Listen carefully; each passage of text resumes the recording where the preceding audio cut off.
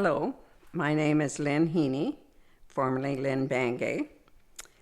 I grew up here in Brighton and am the oldest of 5 children, a sister and 3 brothers younger.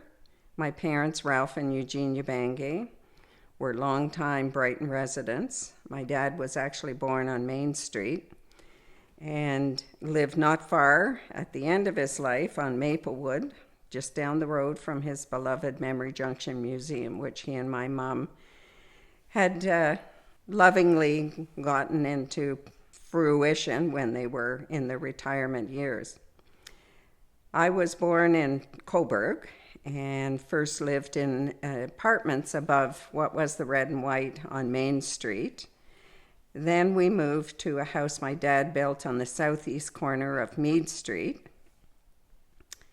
From there, we lived in a brick house on Alice Street, right beside his parents, which was delightful to live beside our grandparents. They thought that we could do no wrong. We were perfect children. I think sometimes my mother had different ideas. And we also had 3 cottages my dad had built down on Harbor Street. We were back and forth in the summer and winter to the cottages where we learned to drive boats, swim, just have that very carefree childhood. At one point when I was about 5 years old, Dad had put the 3 cottages together and it became our home. I had started kindergarten from Alice Street along with a very good friend, Sharon Thompson, Little. As a young child, you seemed to know everybody in Brighton and they knew you. I always felt very safe as a child. You never worried when you were out and about. You could go to Proctor's Park and play along the creek and hop on your bikes anywhere in town, and people watched out for you. It was that type of small town living. When I was 5, my dad put the 3 cottages together and we permanently moved down to Harbor Street, which there were only 2 other families besides ourselves. Certainly increased in population in the summer. There were lots of cottagers there. The only other family was the Hills down the street, and they had a farm with cows.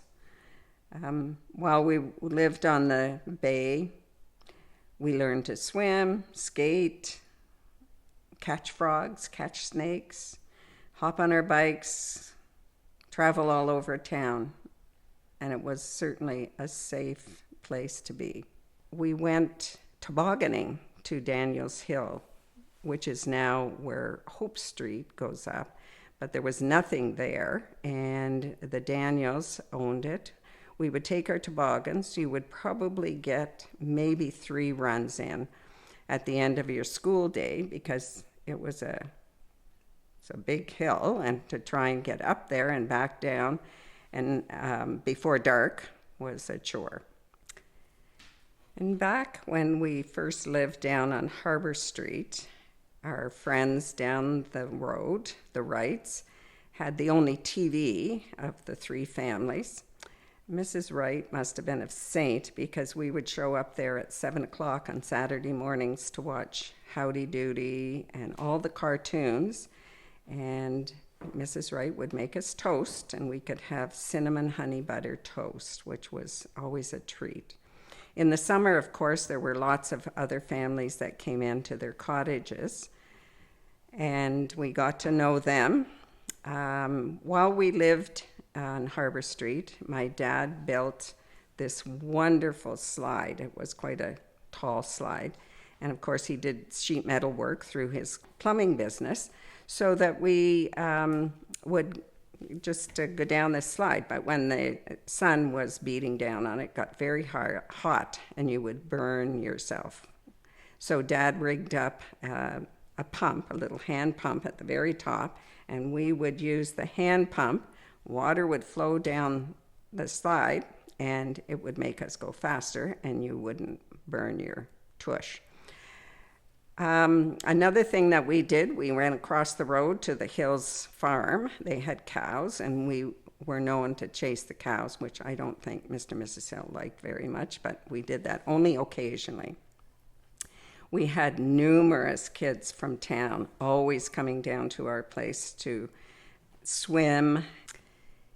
In the wintertime, the bay froze hard enough that we were always out there skating and playing. And my dad, being a wonderful skater and hockey player, it was his job to make sure that the ice was safe for us each year.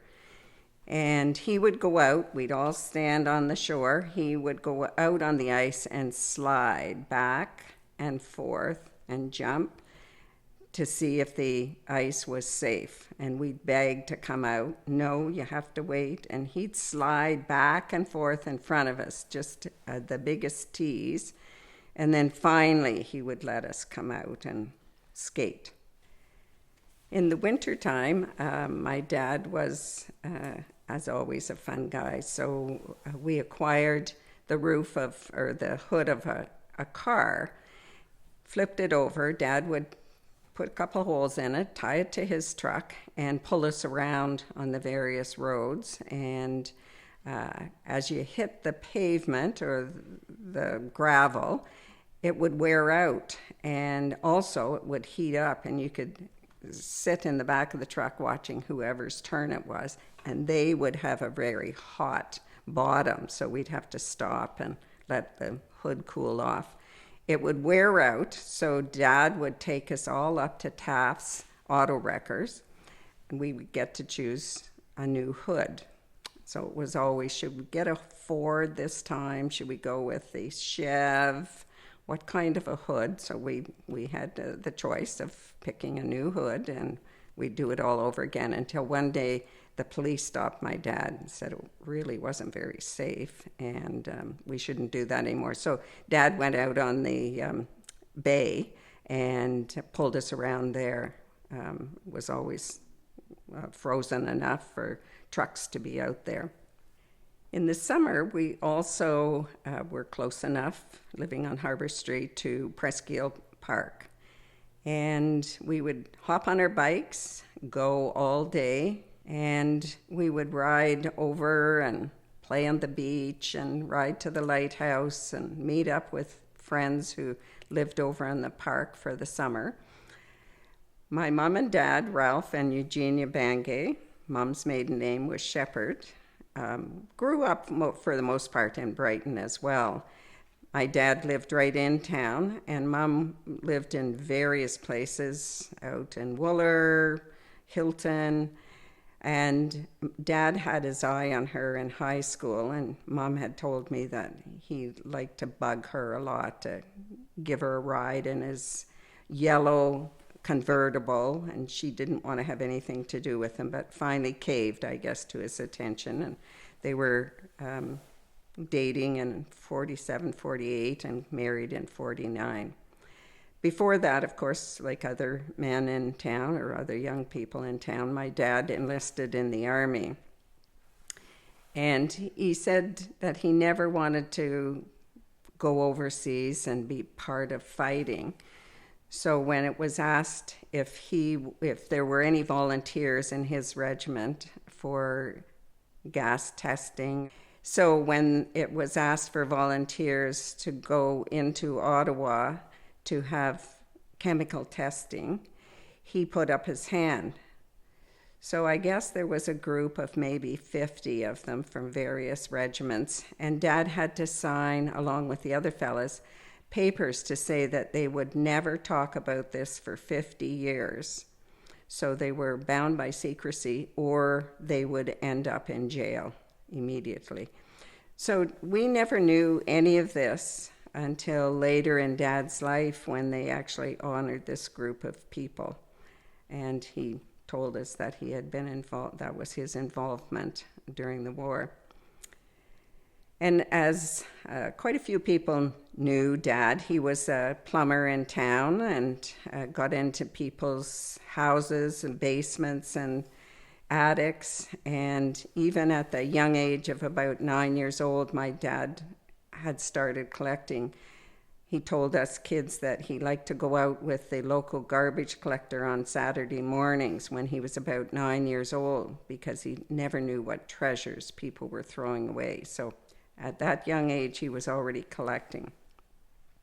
And with the ability to get in attics and basements, people might be throwing away things that he thought were useful and historical and collected them. My dad was always quite a dreamer, and he always wanted to have a museum. So he teamed up with my aunt, his sister's husband, and they came up with an idea of doing a video to explain the reversing falls down in St. John's, New Brunswick. So Dad went down there and got this little movie going until I think the town of St. John took it over, and he was obviously back in Brighton. He also helped build his sister's House of Dolls. That's Eva Sparling. And her mother-in-law had collected dolls from all over the world. She had about 1,200 of various dolls, and did tours in the summer on PEI. Now, as teenagers, my sister and I went down and worked there in the summer and took tours through this House of Dolls. And when that was finished, my dad still wanted to have a museum and didn't get too much help in town, but he was aware that the local train station was about to be torn down. So he found out how he could contact somebody and made an offer to buy it, and that's how they acquired what they referred to as Memory Junction Museum. And he slowly gathered up his various pockets of treasures that he had in barns and garages. And slowly, Mom and Dad had put together the Memory Junction Museum, where Mom took a lot of tours, and she loved being down there with him as well, helping out. And they had people from really all over the world eventually come by and stop and learn a little bit about the history of Brighton. When Mom and Dad first got Memory Junction going, of course, there was quite a lot of collectibles that Dad had. A lot of it was war memorabilia. Somehow he acquired a German machine gun, and he did have a helmet that had a dent in it from that person being hit by a bullet. And he had a flag from Japan. Many of these items, when Dad and Mom could no longer continue to have Memory Junction running, and Dad passed away, we auctioned off the items. And I always think that they went to people who would treasure them like my dad and Mom had done. Obviously, my dad, in his hockey playing, was always one to allow the kids to be part of everything that he did. So we would beg to go to his hockey games. The later ones started at 9, and he always thought that that was just fine because it was Friday the next day, so it didn't really matter if we were tired for one day of school. And I myself, I think my sister did as well, we loved going to the hockey games because the arena was packed at that time. It was one of the only things in town to do, and there were always a number of guys who went to watch the hockey games as well. So we could sort of meander around the crowds and chat it up with the boys and socialize a bit. It was wonderful. Our lives as kids was never without adventures in many ways. My dad was the big kid, the sixth kid that my mom had, and she was the disciplinarian, the rock of our family. She loved her job at the post office because it it certainly gave us stability. Plus, she was a social person, so she knew everybody in town. But my dad was always somebody who was kind and never really cared about material things unless he was collecting them. One time, a fellow came to our door on a Sunday morning. We had just returned from church. And I guess as a kid, I knew people who drank and what they behaved like the next day, and he seemed to be recovering from the night before. And he asked my dad if he could have a loan of $10. I remember my dad taking his wallet out and looking around to see where my mom was. He opened his wallet, and there was only $20 was what my dad had. He took it out, and he gave it to this man, and away went the fella. My mom never knew, but it gave me an idea of how generous and kind my dad was always to somebody else that might need it. And he was, again, the fun guy, because on a really wintry day when we had maybe a snow day in Brighton, he would have to go up to Toronto to pick up some plumbing supplies. So we were allowed to skip school, and we went with Dad on a little road trip. It wasn't something that anybody did too much back in those days, and I always remember going to a restaurant and having fish and chips. That was my favorite meal out because it was such a treat. One memorable occasion that my dad gave us kids a little thrill. He told us to line up on the shore at the bay, and he had acquired dynamite from someplace. So I think it was one of the simple kids. He had told that they could push the plunger on that box, and he and a friend had the dynamite out in the bay a bit. Well, when the plunger went down and the dynamite exploded, there was fish and mud and a huge plume of water, and we all thought that was so good. So that was quite a childhood that I had. As I look back over life in Brighton and growing up here, I had always thought that it would be nice to have children who could have a little bit of the same type of carefree and safe childhood. We all worry about the environment these days and kids going out on their own. Luckily, our boys were able to enjoy much of a carefree lifestyle like we did. And it was the safest, loveliest little community with people watching out for others. In its size now, you don't get that same small town feeling. However, I feel there are lots of people in Brighton who do watch out for others and show their kindness and compassion. And that's the Brighton I remember.